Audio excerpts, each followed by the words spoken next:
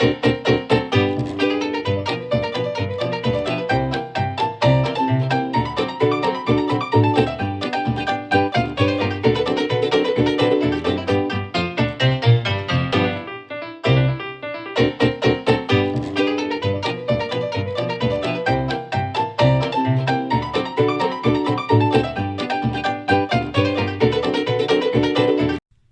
grade 6, I hope you are all doing well. سلااو لە گوڵە جوانەکانی پۆلیشەش هیوام تەندروستێکی زۆر باشە بۆ هەمووتان. ئەمڕۆژ ئاشنا بین بەوانەیەکی نوێ، بەڵام پێشەوەی ئاشنا بین بەوانەی نوێ لەوانەی ڕابردوودا چیمان خوێن؟ دەست خۆش، باسی ترایەنگەڵزمان کردیەس بە پێی لاکانی و هەروەها ئەو گۆشانەی کە هەیەی پۆلێنمان کردن. Yes, honey students, the last lesson we studied about how to classify triangle by its side and angle.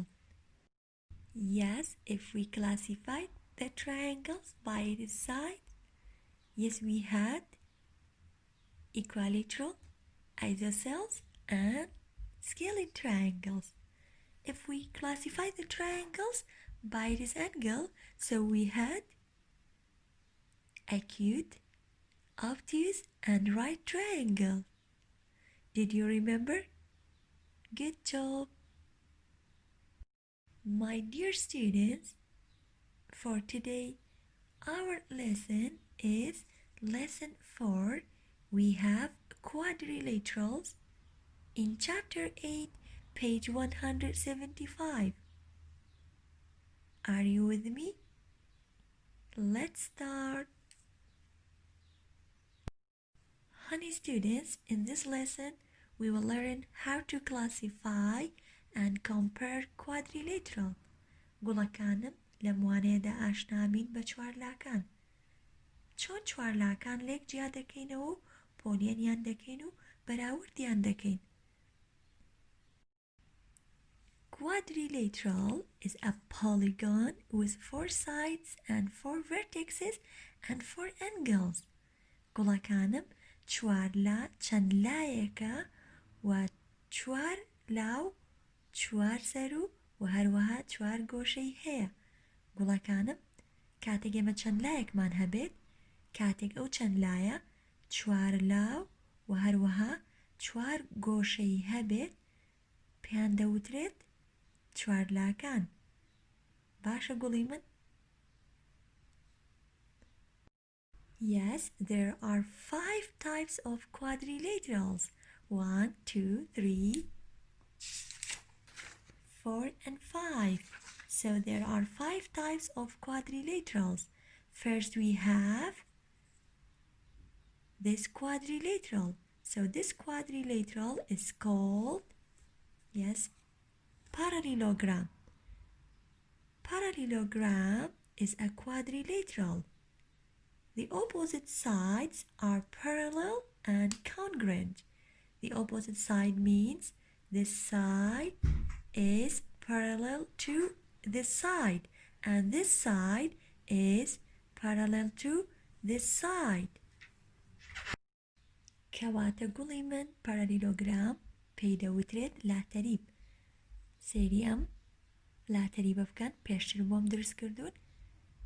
باشە لە لاتەریبدا هەردوو لایەکی بەرامبەر تیایدا جوتن و تەریب دەبن. واتە ئەم لایە لەگەڵ ئەم لایە تەریب و هەروە یەکسانیشە. کاتێک هەردوو لاکە درێژەکەینەوە، ئەم لایە لەگەڵ ئەم لایە گوڵی من تەریبە بن و هەروەها یەکسانیشن هەردوو لایەکە. بە هەمان شێوە ئەم لایە لەگەڵ ئەم لایە تەریبن و هەروەها یەکسانیشن. Then we have this quadrilateral. This quadrilateral is called rectangle. Rectangle is a quadrilateral because it has 4 sides and 4 angles.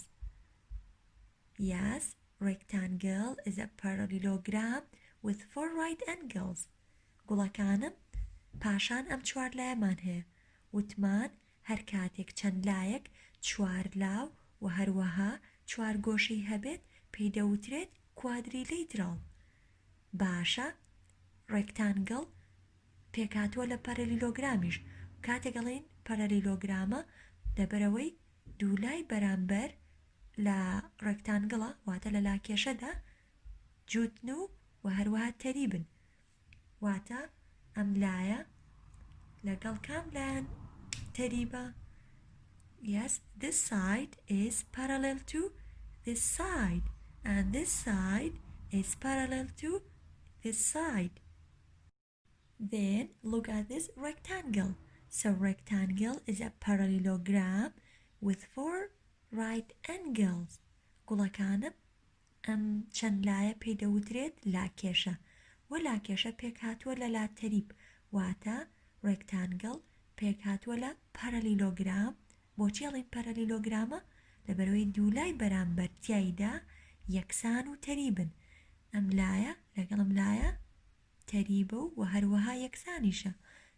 یەس، لای ڕاست و لای چەپ بە هەمان شێوە تەریبن و یەکسانیشن، کەواتە توانین بڵین هەموو ڕێکتانگڵێک پێک هاتووە لە پەرەلیلۆگرام، لەبەرەوەی دوولای بەرامبەرتیایدا یەکسان و هەروەها تەریبن. و هەروەها ڕێکتانگڵ چوار گۆشەی وەستاوی هەیە. Yes, it has 4 right angles. 1, 2, 3 and 4. باشە گوڵی من. Then we have this quadrilateral. This quadrilateral is called square. Yes, it's called square. Square is a quadrilateral. Why? Because it has 4 sides and 4 angles. And square is a rectangle with 4 congruent sides. گوڵەکانم ئەم چوار لایەن پێک هاتووە لە چوار گۆشە، و چوار گۆشە هەروەها ڕێکتانگڵە. Why? Because it has 4 right angles. بۆچی گوڵەکانم ئەڵێن سکوێر پێک هاتووە لە ڕێکتانگڵ؟ واتە هەمان پێناسەی ڕێکتانگڵی بۆ گونجاوە، کەواتە ئەگەر پێناسەی ڕێکتانگڵی بۆ گونجاو بێ و ڕێکتانگڵی ژوتمان پێناسەی پەرەلیلۆگرامی بۆ ئەگونجێت، لەبەرەوەی دوولای بەرامبەر تیایدا یەکسان و وەتەریبن، و بە هەمان شێوە لە چوار گۆشەدا دوولا بەرامبەرەکان تەریبن و هەروەها چیشن؟ یەکسانیشن. بەڵام لە چوار گۆشە هەر چوار لاکەی وەکو یەکە، بەڵام دوولا بەرامبەرەکان واتە ئەم لایە لەگەڵ ئەم لایە چییە؟ یەکسانە و هەروەها تەریبە. ئەی ئەم لایەن لەگەڵ ئەم لایەن بە هەمان شێوە تەریب و یەکسانن. ڕاستە هەموو لاکانی بە قەداریەکە، بەڵام ئەگەر هاتوو بڵین ئەم لایە لەگەڵ کام لایەن تەریبە بێت، واتە لە هیچ خاڵێکە یەکتری نابڕن، ئەم لایە بێگومان لەگەڵ لای خوارەوە، بە هەمان شێوە لای چەپ لەگەڵ لای ڕاست تەریبن و هەروەها یەکسانیشن. باشە گوڵی من، کاتێک گەڵین پێکهاتووە لە ڕێکتانگڵ، ناوی ڕێکتانگڵ نییە، واتە پێناسەی ڕێکتانگڵی بۆ گونجاوە، واتە دوولای بەرامبەرتیایدا جوتن و هەروەها یەکسانن. دەستخۆش. و هەروەها لەگەڵ ڕێکتانگڵە کام خاڵە هاوبەشە لە نێوانیانە؟ هەردووکیان چوار گۆشەی وەستاویان هەیە، و هەروەها وتمان دوولای بەرامبەرتیاندا یەکسان و تەریبن، و بە هەمان شێوە هەریەکەیان چوار گۆشەی وەستاویان هەیە. باشە گوڵی من، سەیری ئەم سکوێرەکەن. وتمان سکوێر پێک هاتووە لە ڕێکتانگڵ لەبەرەوەی دوولای بەرامبەرتیاندا یەکسان و تەریبن، و بە هەمان شێوە هەریەکەیان چوار گۆشەی وەستاویان هێواتە ڕایت ئەنگڵیان هەیە. دەستخۆش. بەڵام سکوێر چۆن جیاکەینەوە لە ڕێکتانگڵ؟ لە ڕێکتانگڵە دوولای بەرامبەر هەمان درێژیان هەیە، بەڵام لە سکوێر هەر چوار لاکەی هەمان درێژیان هەیە. باشە گوڵی من. So square has 4 congruent sides. Okay, honey students? Then we have this quadrilateral. This quadrilateral is called rhombus. Rhombus is a parallelogram with 4 congruent sides. Honey students, rhombus is a parallelogram. Why? Because opposite sides are parallel and congruent. And rhombus has 4 congruent sides. 1, 2, 3, 4. گوڵەکانم ڕۆمبس پێک هاتووە لە لاتەریبێک و هەر چوار لاکەی یەکسانن واتە پێناسەی پەرەلیلۆگرامی بۆ گونجاوە دوولای بەرامبەر تیایدا یەکسان و هەروەها تەریبن ئەم لایە لەگەڵ ئەم لایە دەستخۆش تەریبن و هەروەها یەکسانیشن ئەم لایە لەگەڵ ئەم لایە بە هەمان شێوە تەریبن و هەروەها یەکسانن بەڵام درێژی هەر چوار لاکەی هەمان درێژیان هەیە واتە وەک یەکن باشە گوڵی من لە درێژیدا لاکانیان یەکسانن. So, rhombus is a parallelogram with 4 congruent sides. گوڵەکانم خاڵی هاوبەشی ڕۆمبس لەگەڵ سکوێرە پێک هاتووە لە چەند خاڵێکی هاوبەش ڕاستە هەموو ئەو جۆرانەی چوارلا خاڵە هاوبەشە سەرەکیەکان پێک هاتووە لەوەی کە چوار لایەن هەیە و هەروەها چوار گۆشە و چوار سەریان هەیە ئەمە هەمومان ئەیزانین چوارلا پێک هاتووە لەوەی چوارلا و چوار گۆشەیان هەیە بەڵام خاڵی هاوبەشی سکوێر لەگەڵ ڕۆمبس پێک هاتووە لەوەی درێژی لاکانیان یەکسانە واتە چوار لایەن هەیە کە لە درێژیدا یەکسانن باشە گوڵی من بەڵام سکوێر گۆشەکانی پێک هاتووە لە گۆشە وەستاو بەڵام ڕۆمبس گۆشەکانی پێک نەهاتووە لە گۆشەی وەستاو لەوانەیە ئەکوید بێت و لەوانەیە ئۆبتیوز بێت واتە گۆشەی تیژ و گۆشەی کراوە ئەویش بەپێی سایزی ڕۆمبسەکە ئەگەر هاتوو ئێمە بە فراوانی بیکێشین کەواتە پێک هاتووە لە ئۆبتیوز ئەنگڵ ئەگەر هاتوو بچووکتر بیکێشین بەم شێوەیە ئەمەیان چییە ئەکوید ئەنگڵ بەڵام ئەم دوو گۆشەیان ئۆبتیوز ئەنگڵن کەواتە خاڵە هاوبەشەکانی ڕۆمبس لەگەڵ سکوێرە پێک هاتووە لەوەی کە درێژی لاکانیان یەکسانن باشە گوڵی من so they have 4 congruent sides چوار لای یەکسانیان هەیە لە درێژیدا. The last quadrilateral is called trapezoid. Trapezoid is a quadrilateral. Why? Because it has 1, 2, 3, 4 sides and 1, 2, 3, 4 and it has 4 angles. So trapezoid is a quadrilateral with exactly 2 parallel sides.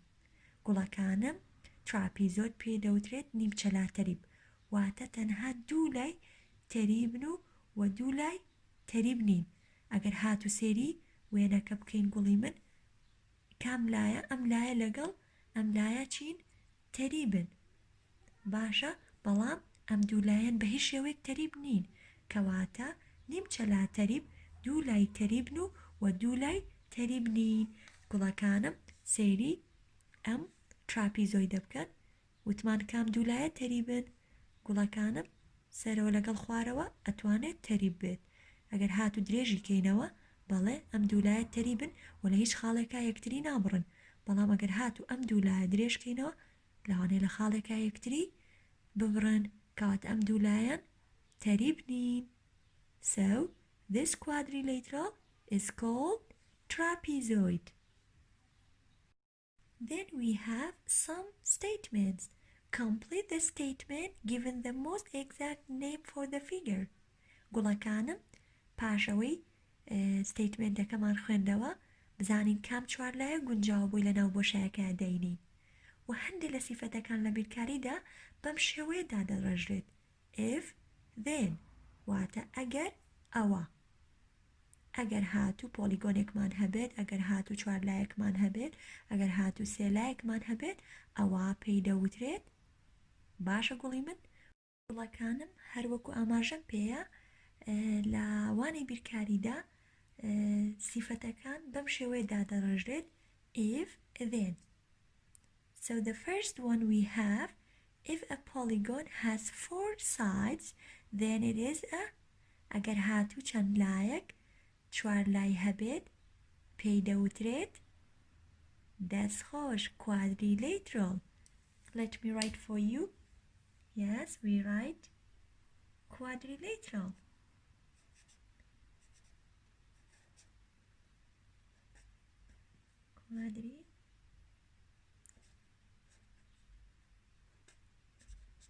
Yes, if a polygon has 4 sides then it is a quadrilateral. Number 2, if a rectangle has 4 congruent sides then it is a دەستخۆش square. گوڵەکانم بۆچی square هەڵەبژێرین؟ ئەڵێ ئەگەر لاکێشەیەک 4 لای یەکسانی هەبێت کەواتە پێی دەوترێت square.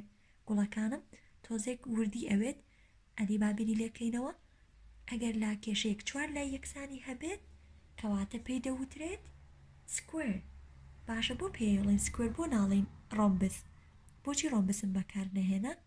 لەبەرەی ڕۆمبس گۆشەکانی وەستاو نییە وایە؟ ئەدێ گوڵی من سێری ڕێکتانگڵ و سکوێر با بکەینەوە باشە ئەڵێن ڕێکتانگڵێکە وە 4 لای یەکسانی هەیە باشە بۆچی ئەڵێن ڕێکتانگڵێک و 4 لای یەکسانی هەیە؟ لەبەرەوەی وتمان سکوێر پێناسەی ڕێکتانگڵشی بۆ گونجاوە لەبەرەوەی هەردووکیان 4 گۆشەی وەستاویان هەیە بەڵام ئەگەر وتی 4 لای یەکسانی هەیە کاتە کامیانە سکوێر. باشە گوڵی من ئادیسەی ڕێکتانگڵکە 4 لای یەکسانی هەیە؟ نەخێر دوو لای بەرامبەر لە لاکێشە یەکسانن باشە بەڵام لە 4 گۆشەیە هەر 4 لاکەی هەمان درێژیان هەیە کەواتە لە لام بۆشایان وسینچی square. Honey students, you have some homeworks. Page 177. Yes, number 4, 6, 7, 9, 11, 12, 13, 14, 16, 18 and 19. گوڵەکانم ڕاستە لەوانەیە بڵێیت ئەرکەکەم زۆرە بەڵام number 4 9 11 12 13 14 تەنها ناوەکانی بۆ نووسیت زۆر ئاسانە number 6 number 7 16 18 and 19 کەمێک ئەبێ بیرکەیتەوە و ستیتمنتەکان تەواوکەیت هەروەکو ئاماژەم پێیا پێشتر هەندێک سیفەت لە وانی بیرکاریدا بە شێوەی ئیفودێن دادەڕژرێت ئەبێ ئاگاداری ئەو بیت وە ورد بیت سێری دیفنیشنەکان بکەیتەوە پێشتر و لێ تێبکەیت و پاشان لە ناو بۆشایەکەیە وەڵامی گونجاو دانیت. باشە گوڵی من هیوام تەندروستێکی زۆر باشە بۆ هەمووتان ئەگەر هاتوو هەر پرسیاری کشت هەبوو بە چاوان وەڵامت ئێمەوە هەمووتان گوڵن سپاس بۆ گوڵە جوانانەی کە بەردامیان یاوە بەوانەکان هیوام تەندروستێکی زۆر باشە بۆ هەمووتان کاتێکی شادتان هەبێت سپاس بۆ گوێگرتنتان